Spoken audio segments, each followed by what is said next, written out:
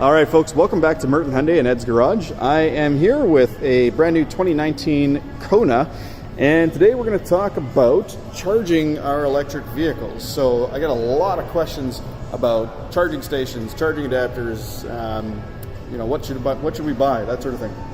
How long does it take to charge, etc., etc., etc. So I've actually got a Kona here. I've also got an Ioniq behind me as well. But we're going to talk about the Kona just because it's all opened up and ready for me to go. So the Kona has a 64 kilowatt battery, 64 kilowatts of usable battery. So it is a bit bigger than that. But the reason that it's 64 kilowatts of usable is because we don't want to overcharge our batteries or undercharge our batteries or over discharge. So on the front of the Kona, basically we have two ports. I've removed both the caps. This is your DC fast charge connection right here, and this is your level 1, level 2. This is an AC port.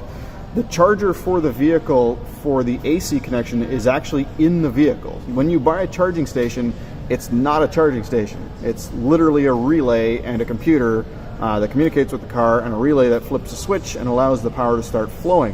When the power gets in here, the car figures it out. It actually converts that AC to DC, inverts it to a higher voltage, and that's what charges the battery.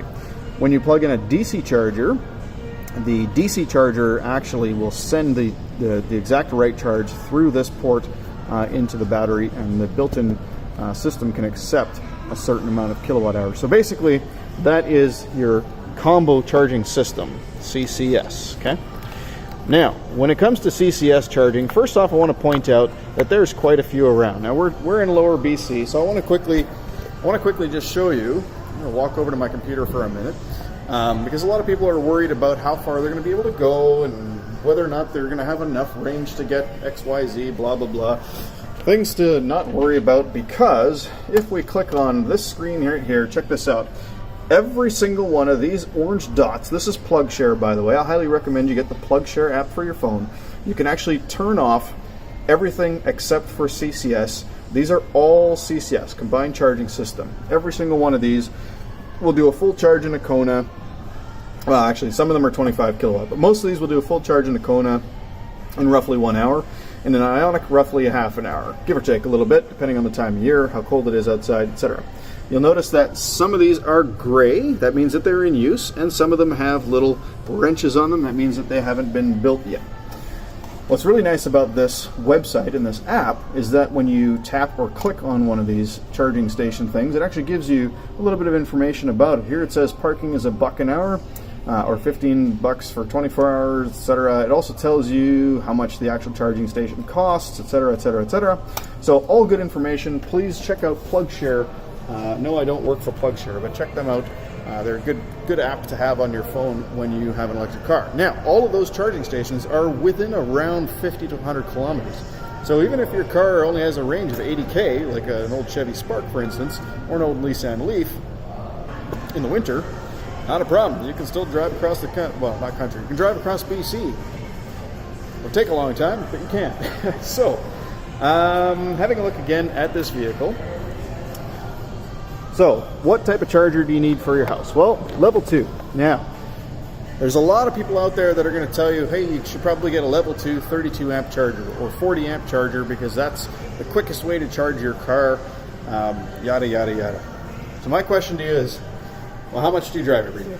If you drive less than 150 kilometers a day, then buy a level 2 16 amp charger. On a Kona or an Ioniq, that's going to charge back to 100% in approximately about 8 hours, roughly. That's fast enough. Next morning, it's going to be back to 100%. So do you really need to spend more than twice the amount to get a 32 amp or 40 amp charger? Probably not. I mean, if you want to, go ahead. Some people like throwing money away. I don't. I like to keep it in my pocket, in the bank. So, yeah, that's my advice. So, 16 amp charger. Well, where can you get a 16 amp charger? Online, Amazon, $224 shipped in 2 days. Prime shipping. Best way to do it. That'll do a full charge on an Ioniq overnight in about 8 hours, 8.5 hours, roughly. Okay. On a Kona EV with a 64 kilowatt battery, it would take about 16 hours to do a full charge. Now again, you're probably thinking, oh, 16 hours, Edward, that's way too long. I'm gonna need my car in the morning. Great. Are you driving 415 kilometers every single day? Probably not. If you're driving 415 kilometers in one day and you get home, your battery's dead, yeah, it's going to take 16 hours to get back to 100%, but that doesn't mean that the car is not usable before it's at 100%. And guess what? You can unplug it at any time. So, let's say you get home at, midnight, and then 8 hours later, 8 a.m., you need to unplug the car and go. Okay, so you don't have 415 kilometers of range, you've got 207 kilometers of range, 207.5 kilometers of range. This is all, roughly. Is 207 kilometers of range the next day after you've done your 415K trip? Is that not enough? Okay, if it's not enough, no problem. Go to one of these quick charging stations that I showed you and fill it back up. But chances are it is enough. Chances are you're not doing 415 kilometers of driving every single day consecutively. So, what does that mean? Well, that means a 16 amp charger is probably going to suit you just fine. Now, if you want, you can get a 32 amp charger or a 40 amp charger, but be mindful that requires a more expensive plug-in. It requires a higher amperage breaker, which is more expensive as well by quite a bit. A 20 amp breaker that'll work for the 16 amp charger. You usually pick one of those up for 30 bucks, roughly. But a 40 amp breaker may run you $70 or $80, and higher than that. Well, now we're talking crazy high pricing. So. Not only that, but the wiring has to accommodate 40 amps or 32 amps as well. So a thicker wire, which is also more expensive. Wiring is expensive. And of course, you're going to need an electrician to install all this stuff as well. So that's what I would recommend for the charger. Now, when it comes to public charging stations, level 3 charging stations, there's some things you're going to want to know. In British Columbia, most of our charging stations are run by green lots and ChargePoint. So you're going to want to get a Greenlots account and a ChargePoint account. This one here, as an example, let's see.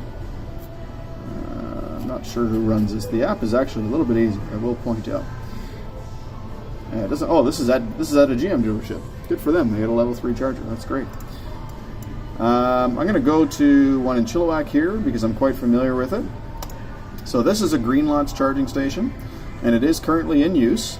Now, Greenlots charging station does require a Greenlots account, and when you have your account set up, that one, by the way, is 35 cents per kilowatt hour, minimum usage of $2. When you have your account set up, you can have the company send you a little RFID card that you can just simply scan, and away you go, or you can just use your phone to take a picture of the QR code on the machine to get the charging started. Now, as far as public charging stations, how much does it cost to use them?